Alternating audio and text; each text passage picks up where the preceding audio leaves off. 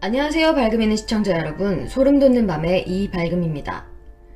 1990년 노태우 전 대통령이 범죄와의 전쟁을 선포하게 되면서 그 시대를 주름잡던 거대한 기업 형식의 조직폭력배들이 대거 소탕되었다는 뉴스가 연일 보도되었습니다. 하지만 얼마 지나지 않아 이전과는 다른 소규모의 조직폭력배들이 생겨나면서 국민들은 안심하며 살아갈 수 없었습니다. 이는 뉴스에서 보도되는 조직폭력배들의 일상을 멋지게 생각한 어리석은 젊은이들에 의해 생겨난 작은 규모의 조직들로 지존파, 막가파, 영성파 등 조직원의 수나 그 활동 영역은 이전의 대형 조직에 못 미쳤으나 그들이 일으키는 범행의 잔혹성은 이전 조직들 못지않게 아주 참혹했습니다. 오늘 사형수는 1996년 검거된 막가파의 두목 최정수입니다. 전라남도 영광에서 태어난 최정수의 어린 시절은 행복하지만은 못했습니다. 자신이 4살이 되던 해 어머니께서 가출을 하셔서 편부 가정에서 자라났고 3남 1녀 중 차남인 최정수는 불우한 가정 형편 탓에 중학교 졸업 후 고등학교 진학을 포기하게 됩니다. 공부에 그다지 미련이 없었던 그는 그때부터 별다른 직업을 가지지 않은 채 불량한 생활을 하며 지내왔다고 합니다. 그런 그의 행동으로 잔소리를 늘어놓는 아버지와의 다툼이 잦아져 최정수는 집에 들어가지 않는 날이 많아졌고 여기저기를 떠돌아다니며 가족이라는 울타리를 완전히 벗어난 불안정한 청소년기를 보내왔습니다. 10대 때부터 폭력 등의 전과로 소년원과 구치소를 드나들었고 성인이 된 그는 어느새 전과 8범이 되어 있었습니다. 1994년 그가 18살이 되던 해 여느 때와 같이 유흥가를 돌아다니며 시간을 보내던 중 자신과 처지가 비슷한 친구 4명을 만나게 됩니다. 서로 죽이 잘 맞았던 그들은 이후 항상 5명이서 함께 몰려다녔습니다. 그러다 최정수가 성인이 된 1996년 9월 한창 뉴스에서 지존파의 살해 행각을 보도하던 그때 항상 함께 몰려다니던 친구들과 몇 명의 뜻이 맞는 이들을 좀 더 모아 총 9명으로 구성된 폭력 조직을 결성하게 됩니다. 이후 최정수의 말로는 기업적인 규모의 거대 조직 폭력배였던 양은이파의 조직 보스 조양은의 생활을 미화하여 발간된 책을 읽으며 그의 생활이 멋져 보였고 심지어 존경스러워 그와 같은 길을 걷고 싶다는 생각에 이 같은 조직을 형성하게 되었다고 진술하게 됐습니다. 그러면서 막가파 사건은 미디어 폭력성에 의한 모방범죄의 대표적인 사례가 되었죠. 그렇게 1996년 9월 20세의 최정수는 막가파라는 조직의 두목이 됩니다. 그와 동갑이었던 부두목 박지원과 행동대장 정진영, 조직원 김진오 등 갓 성인이 된 젊은 청년들이었고 심지어 17세의 미성년자인 이모근 등까지 조직에 가담하게 되었습니다. 막가파라는 조직의 이름은 말 그대로 막 나가는 인생이라는 뜻이었습니다. 그들은 그럴듯하게 행동 강령까지 만들어 두었는데요. 최고의 깡패가 되자 배신자는 죽인다. 화끈하게 살다 폼나게 죽는다. 잡히면 그 자리에서 죽기로 맹세한다. 라는 조직 이름과 어울리는 사상을 가지고 행동하기로 하며 항상 야구방망이와 해칼 등의 흉기를 지니고 다녔다고 합니다. 소매치기는 물론이고 술에 취한 사람에게 다가가 구타 후에 돈을 뺏는 아리랑치기, 지나가는 사람을 둔기로 내리쳐 기절시킨 후 금품을 갈취하는 퍽치기, 외제차를 타고 다니거나 돈이 많아 보이는 사람을 납치해 돈을 빼앗고 보내는 등 그야말로 닥치는 대로 범행을 저질렀습니다. 조직원들 모두 불우했던 가정환경 탓에 부유층에 대해 이유 없는 증오심이 생겼다고 말했으나 사실 그들의 범행들은 그저 돈을 모으기 위함이었습니다. 이런 막무가내 형태의 범행을 그들에게는 남자다운 행동을 하는 것으로 포장되어 있었죠. 이렇게 뒷일은 생각지도 않은 채 돈을 모으기 위해 범행을 저지른 이유는 자신이 존경하는 양은이파 보스와 같은 큰 기업형 조직을 만들기 위함이었다고 합니다. 빨리 자금을 모아 큰 조직으로 발전시켜 전국의 유흥주점을 장악하려는 생각이 최우선적이었던 거죠. 그렇게 돈을 위해 무분별하게 범행을 저지르던 그들은 얼마 지나지 않아 사람을 살해하기까지에 이르렀습니다. 1996년 10월 2일 우연히 당시 부유층들이 많이 타고 다녔던 외제차인 혼다 어코드 승용차를 타고 가는 여성을 목격하게 됩니다.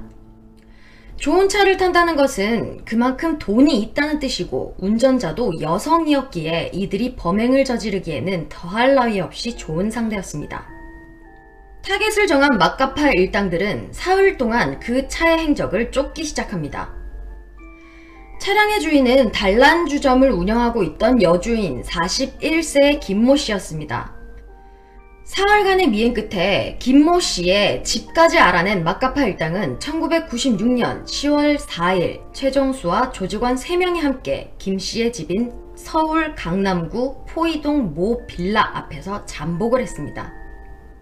그렇게 김 씨를 기다린 지 몇 시간이 지나 5일로 넘어가는 새벽 2시경 귀가하는 여성이 차에서 내리자마자 잡아채어 눈을 가리고 청테이프로 손을 묶어 자신들이 차고 온 승용차 뒷좌석에 실었습니다. 그렇게 김 씨를 납치하는 데 성공한 이들은 김 씨가 가지고 있던 현금 40만원과 현금 카드 4개를 빼앗고 가지고 있던 흉기로 위협해 카드의 비밀번호도 알아냈습니다. 결박된 김 씨를 태운 채 오전 9시 은행에 들러 김 씨에게 빼앗은 카드로 현금 900만원을 인출하기도 했습니다. 그렇게 목표를 달성한 이들은 김 씨의 집으로 다시 차를 몰았습니다. 일전의 범행에서는 납치된 사람들을 돈을 빼앗은 후 집으로 돌려보냈지만 이번에 김 씨의 집으로 향한 그들은 김 씨를 풀어주기 위함이 아닌 김 씨의 외제차를 가져오기 위함이었습니다. 김 씨의 집에 도착한 마카파 일당은 손발이 결박된 김 씨를 혼다 어코드 차량으로 옮겨 싣고는 자신들의 아지트인 경기도 화성군 송사면 고정리에 위치한 폐염전 창고로 향했습니다. 도착한 그들은 미리 준비해둔 삽으로 땅을 파고 회칼로 김 씨가 입고 있던 옷을 모두 찢어버렸습니다. 길이 3m, 깊이 1.5m의 구덩이가 완성되자 두목인 최정수는 구덩이 속으로 손발이 결박된 김 씨를 밀어넣었습니다. 두려움에 떨고 있는 김 씨에게 최정수는 가지고 있는 돈이 더 있냐? 라는 질문을 했고요. 김 씨는 이제 더 이상 가진 것이 없다. 신고하지 않을 테니 살려만 달라. 라며 애원을 했습니다. 하지만 최정수는 애원하고 소리치는 사람의 목소리를 무시한 채 조직원들과 살아있는 김 씨를 향해 흙을 덮었습니다. 첫 살인을 저지른 그들의 조직 생활은 조금 주춤할 법도 했으나 전혀 개의치 않고 오직 돈을 모아야 한다는 일념 하나로 다음 범행을 계획합니다. 살인을 저지른 지 12일이 지난 96년 10월 17일 단 몇 시간 만에 주유소를 무려 3군데나 들러 강도짓을 하게 됩니다. 10월 17일 새벽 3시 경기도 광주군의 주유소 사무실에 침입해 야구방망이로 종업원을 때려눕히고 현금 14만원을 챙겼고요. 4시 50분경에 서울로 올라와 양재동의 주유소에서 같은 방법으로 현금 79만원을 갈취한 뒤 1시간도 채 지나지 않은 5시 40분 분당의 주유소에 들어가 종업원을 회칼로 위협해 93만원을 훔쳐 달아났습니다. 이런 대책 없는 행위는 이후에 주유소 습격 사건이라는 코미디 영화의 모티브가 되기도 했습니다. 이렇게 계속되는 범행에 죄책감을 잊은 채 태연히 다음 범행을 모색하던 그들은 아주 우연한 계기로 경찰에 검거되게 되었습니다. 1996년 10월 29일 훔친 차량을 타고 서울 시내를 이동하던 중 검문 중이던 경찰에 의해 그들의 정체가 드러나게 됩니다. 도난 차량으로 확인된 차 안에는 젊은 남성 5명이 타고 있었고 자꾸만 이 차는 빌린 차라며 횡설수설하는 이들을 수상히 여긴 경찰이 이들을 일단 강남경찰서로 연행해 갔습니다. 최정수와 17세의 이군을 포함한 5명은 차량 도난 혐의로 강남경찰서에 일단 연행이 되었고 그 당시 납치 사건이 번번이 일어나던 터라 다른 여죄 여부를 추궁하기 위해 추가 조사를 받게 되었습니다. 이제 갓 성인이 되어 보이는 이들이 납치 사건과 연관이 되어 있다고 생각을 하지는 않았으나 혹시나 하는 마음에 강남경찰서의 박경희는 연행된 이들 중 가장 어린 나이의 17세의 이모군을 조서실로 따로 불러 조사를 시작했습니다. 너희 2차 훔쳐서 사람 납치했지? 차만 훔친 거 아니지? 라며 넌지시 한번 던져본 박경희의 말에 지레 겁을 먹은 이군은요, 순순히 그렇다, 사람을 납치했다, 그리고 나서 죽였다 라며 본인들의 범행에 대해 자백을 시작했습니다. 생각지도 못했던 살인사건을 너무 쉽게 시인하는 바람에 오히려 믿어지지가 않았지만 이군의 진술상 범행 현장마저 너무나 구체적으로 설명을 하였기에 박경희는 형사계장과 함께 이군이 말한 현장으로 출동을 하게 됩니다. 이군의 진술대로 경기도 화성군 송산면의 폐염전 창고에 도착해 수사진들은 땅을 파기 시작했습니다. 얼마 지나지 않아 사람의 맨살이 드러났습니다.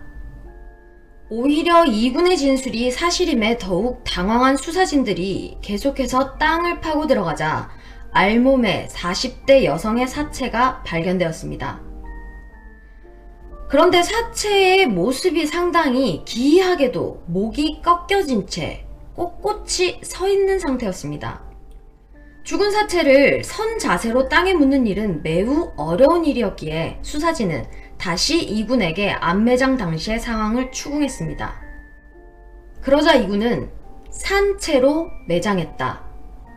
그런데 묻다 보니 땅을 너무 얕게 파서 머리가 다 들어가지 않아서 옆으로 꺾은 채 흙을 덮었다 라며 상상조차 못했던 충격적인 행위를 설명했습니다. 이 같은 행위를 지시한 두목 최정수에게 수사진들은 왜 이렇게까지 잔인하게 생매장을 했냐고 묻자 별다른 이유는 없다. 그냥 삽이 있었고 손발이 묶여져 있으니 그냥 묶기만 하면 된다고 생각해서 묻었다. 손에 피를 묻히기 싫었다. 라는 등의 말을 했습니다. 이렇게 10대 조직원 이모군의 범행 시인을 시작으로 이 살해 행각은 모두 밝혀졌고 이전에 저질렀던 주유소 강도, 퍽치기, 아리랑치기, 소매치기 등도 이들이 한 소행이라는 것을 확인할 수 있었습니다. 마카파 일당에 5명이 검거가 되었다는 뉴스가 보도되자 다른 조직원들도 하나둘 스스로 자수를 했고 총 9인조로 구성된 마카파 일당 모두가 검거되었습니다. 1997년 4월 10일 재판부는 마카파를 결성하고 주점 여주인을 납치 생매장한 혐의로 구속 기소된 두목 최정수에게 강도 살인죄를 적용하여 사형을 선고했습니다. 부두목 박지원과 나머지 조직원 2명에게도 같은 죄를 적용하여 무기징역을 선고하고 나머지 살해사건에 연관되지 않은 조직원들에게는 강도상해죄 등을 적용하여 징역 7년과 1년 6개월의 집행유예 3년 등등을 각각 선고했습니다. 피고인들은 이유 없이 사회를 냉소하고 폭력 조직을 결성, 잔혹하기 이를 데 없는 반사회적 범죄를 저질러 사회와 격리시킬 필요가 있고 만연된 황금 만능주의와 인면경시풍조에 경종을 울리기 위해 극형의 처에 마땅하다고 재판부는 표명했습니다. 이들은 공판이 진행되는 법정에서도 반성의 기미는 전혀 보이지 않았습니다. 1997년 7월 24일 항소심 선고 공판에서 주범인 최정수에게 사형을 선고하자 무기징역을 받은 부두목 박지원과 행동대장 정진영이 판사를 향해 야, 이 새끼야, 네가 판사냐? 라며 소리를 치고 법정을 아수라장으로 만들었습니다. 그것도 모자라 이제 갓 21살의 이들은 판사를 향해 당신이 평생 살 줄 아느냐? 내가 여기서 나가기만 하면 당장에 너부터 죽여버리겠다며 협박을 가하고 몸싸움을 벌이기까지 했다고 합니다. 최정수는 사형을 선고받은 항소심에 불복하고 상고했지만 1997년 12월 대법원은 최정수의 상고를 기각하고 사형을 선고한 원심을 확정했습니다. 그렇게 최정수는 1997년 21살의 나이로 사형수가 되어 수감되었습니다. 그럼 그는 2006년 그것이 알고 싶다 프로그램을 통해 다시 한번 세상에 얼굴을 비쳤습니다. 최정수는 복역한 후 종교의 눈을 떠 참회의 삶을 영위하고 있다고 합니다. 서울 구치소에서와 2011년 광주교도소에서 간증을 하며 깊은 신앙심을 보이고 있다고 하네요. 하나님의 아들로 다시 태어났다고 말하면서요. 최정수는 방송 출연에서 피해자 가족들에 대한 참회의 마음으로 하루하루를 살아가고 있다고 인터뷰했습니다. 이제와 돌이켜보니 당시 자신이 왜 그런 끔찍한 일을 벌였는지 스스로도 이해가 안 된다고도 말했습니다. 그는 태어나서 처음 사형수 신분으로 구치소 안에 들어온 이후 가장 큰 사랑을 받았다며 자신의 불행했던 젊은 시절을 되뇌었다고 합니다. 구치소 안에서 자작시를 쓰기도 하고 종이 건반으로 피아노를 배우는 최정수는 사건 당시 보였던 흉악한 눈빛의 살인자가 더 이상 아니었다 라며 방송에 보도되었죠. 그는 왜 이제서야 신앙에 눈을 뜨게 됐을까요? 왜 사형수가 된 이후에 수감 생활에서만 그 사랑을 느낄 수 있었을까요? 사회에서는 자신이 정가 8범이 될 때까지 계속해서 교화할 시간을 충분히 주었음에도 불구하고 그는 인간이 저지를 수 있는 가장 잔혹한 짓까지 모두 저지르고 난 후에야 이제서야 회개를 하고 참회를 하고 있다고 하네요. 하나님의 아들로 다시 태어났기에 그는 다른 사람이 되었다고 말합니다. 그렇게 말을 하는 그를 과연 유족들도 그렇게 생각하며 용서할까요? 2006년 최정수가 나온 그것이 알고 싶다에서는 유영철의 인터뷰 내용도 포함이 되어 있었습니다. 21명을 살해한 유영철은요, 자신이 사형수임에도 불구하고 사형제 폐지에 대해 반대한다는 입장을 밝혔습니다. 제작진에게 직접 편지를 보내와서 교화 가능성이 결여된 극악무도한 자들을 국고를 축내가며 격리를 시켜 늙어 죽게 만드는 일은 그 어떤 형벌보다도 잔인하다 라고 말하면서도 사형제도는 폐지되면 안 된다고 자신의 뜻을 밝혔습니다. 그리고는 절실히 이 세상과 이별을 원하는 자는 보내줘야 하는 것이 인간의 도리라고 생각한다 라고 말하며 인과응보나 권성징악의 교훈이 아니더라도 자신과 같은 인간이 살아있게 된다면 세상은 정말 불공평하지 않겠냐며 사형수로서도 사형제도 폐지에 반대를 한다는 입장을 강하게 표시했습니다. 유영철에게 살해당한 피해자의 유가족은 인터뷰 중에 사형 폐지에 대해서 묻자 차라리 내가 죄를 지어 구치소에 들어가 유영철을 내 손으로 직접 죽이고 싶다며 고통스러운 신경을 드러내며 사형제 폐지에 반대를 주장했고 국가에 대한 원망을 감추지 못했습니다. 한편 모든 유족들이 그런 것은 아니었고요. 다른 피해자의 유족들은 힘든 시간을 종교의 힘으로 이제는 그를 용서를 했다고 말했습니다. 그러면서 사형제는 폐지되어야 한다 는 뜻을 내비추기도 했는데요. 하지만 사형제를 반대하는 이 유가족 역시 사형제 존폐 여부의 견해와는 달리 별도로 과연 국가는 치안 유지를 위해서 무엇을 했고 피해자와 그 유족들의 상처를 치유해주기 위해 무엇을 했냐며 허술한 법체계에 대한 진지한 고문을 촉구하기도 했습니다. 참으로 어처구니 없는 일이 아닐 수 없습니다. 젊은 나이에 자신이 멋있어 보인다고 생각한 조직폭력배를 따라한답시고 사람을 산채로 묻어 숨지게 한 그는 10수년간의 사형수 생활로 신앙 공부를 하며 반성을 하고 회개하였기에 마음의 평화가 찾아왔다고 하는데요. 죄는 미워하되 사람은 미워하지 말라라는 말이 있죠.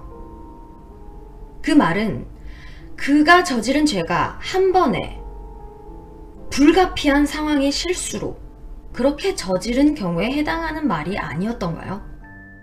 스스로 인간이기를 포기한 범행을 저지른 자에게 대한민국 재판부가 선고한 형벌은 사형입니다.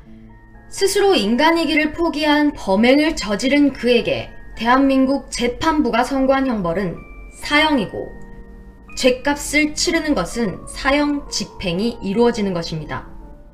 그런 사형수들이 종교의 교리를 이용해 참된 회개를 했다느니, 다른 사람으로 다시 태어났다느니 라는 말을 스스로 내뱉는 모습이 너무나 간사하게 보입니다. 사형수들의 이름이 사형 집행이 되었다는 기사 외에 종교인으로 참회를 했다느니 어쩐다느니 하는 이런 가십거리로 언론에 내비쳐지지 않게 하는 것이 피해자와 그 유가족들에 대한 최소한의 국가적 배려가 아닐까라는 생각을 해봅니다.